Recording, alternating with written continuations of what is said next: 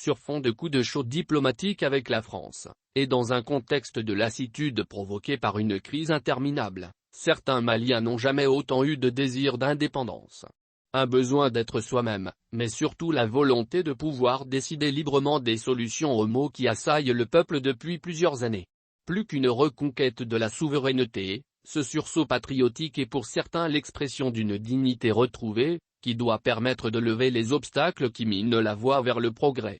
Le 25 septembre 2021, alors que le Premier ministre malien, Choguel Kokala Maïga, rappelait l'exaspération des populations maliennes face à la dégradation continue de la situation sécuritaire, et ce malgré la présence de la mission multidimensionnelle pour la stabilisation du Mali, MINUSMA, il a fustigé l'annonce unilatérale du retrait de la force Barkhane et sa transformation, qui n'aurait pas tenu compte du lien tripartite Mali, Nations Unies, France dans la lutte engagée sur le terrain. Ce discours, qui a provoqué la colère des autorités françaises, a plutôt été bien accueilli au Mali. Un sentiment de fierté retrouvé qui n'est pas sans rappeler les discours du premier président de la République du Mali et le contexte d'une souveraineté fraîchement acquise et à construire. Les gens attendaient que l'État du Mali s'exprime d'une certaine façon. Le Premier ministre n'a fait que dire ce que les Maliens voulaient entendre, analyse M. Damba Adama Keïta, secrétaire à la communication de l'Association pour la mémoire de Modibo Keïta, AMMOC. À son retour à Bamako, il a été porté en triomphe. Même si les autorités de la transition n'ont pas réagi sur le champ à la colère froide de la France, notamment aux mots durs du président Emmanuel Macron, le Premier ministre ne manque pas l'occasion de réitérer ses propos et même de les appuyer. En Suisse, la semaine dernière, il a repris sa formule d'abandon en plein vol à l'égard de la France. Un changement de ton à l'égard de l'ancienne colonie qui semble plaire à beaucoup, qui y voit une reprise en main depuis la rectification annoncée de la transition. Pour Eladj Sirabamba Sissoko, ancien collaborateur du président Modibo Keïta, le contexte actuel rappelle à bien des égards celui des années d'indépendance. L'ancien médecin ingénieur de classe exceptionnelle, à la retraite depuis 33 ans et actuel chef de quartier de Dar Salam, rappelle que la lutte pour l'indépendance s'est faite avec conviction.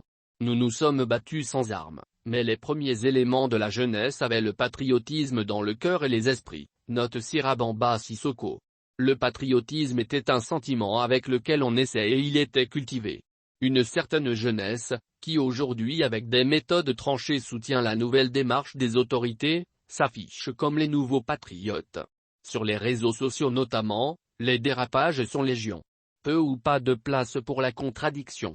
Ceux ayant un avis contraire aux autorités de la transition sont souvent qualifiés de traîtres, certains même menacés, tels que ces jeunes ayant favorablement répondu à l'invitation de la France pour participer au sommet Afrique-France le 8 octobre dernier à Montpellier. Afin d'éviter des débordements, M. Sissoko préconise de revenir aux anciennes valeurs. Réapprendre à la génération actuelle les bases du patriotisme, les symboles de l'État et leur respect et surtout le respect du bien public. Mais, pour faire renaître ce sentiment et être nous-mêmes, il faut absolument combattre l'injustice qui constitue un véritable cancer pour le Mali, ajoute-t-il. Certains actes qui sont actuellement posés donnent beaucoup de satisfaction à une jeunesse, mais pas que, trop habituée à voir nos dirigeants courber l'échine devant les puissances étrangères.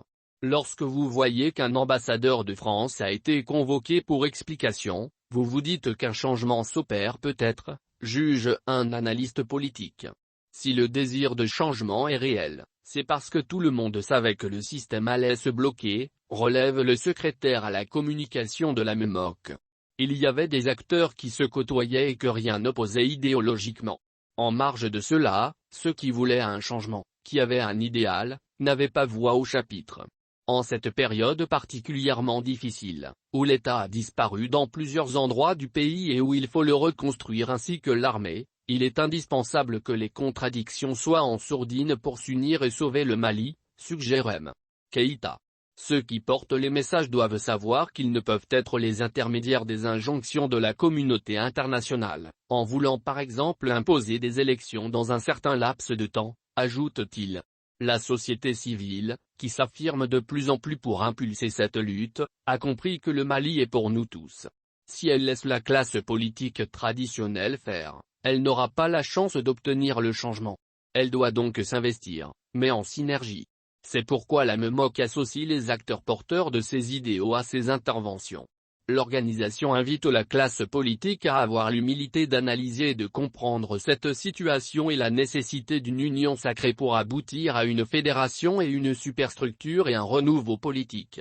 Dans sa stratégie pour prendre part au débat public et apporter sa contribution aux questions d'intérêt national, l'association veut prendre part aux prochaines assises nationales de la refondation pour présenter les changements qu'elle souhaite voir. Si elle porte les valeurs de la Première République, c'est que ses idéaux sont encore d'actualité. Elle s'est même inspirée lors de sa conférence débat sur l'évolution de notre loi fondamentale d'une intervention du président Modibo Keïta lors du meeting anniversaire de l'indépendance du Mali en 1961. Il nous faut réussir et nous réussirons Inch'Allah, parce que le Mali ne périra pas, parce que nous voulons être les dignes héritiers de nos ancêtres, les artisans d'un Mali resplendissant de prospérité intérieure et de rayonnement international. Une volonté de s'affirmer qui reste la même pour Mohamed Kambiri, le président du collectif des associations musulmanes du Mali.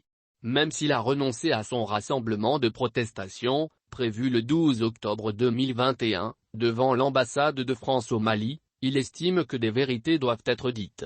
Nous sommes en train de nous familiariser presque avec la mort de nos soldats et chaque jour c'est une partie de notre territoire qui nous échappe.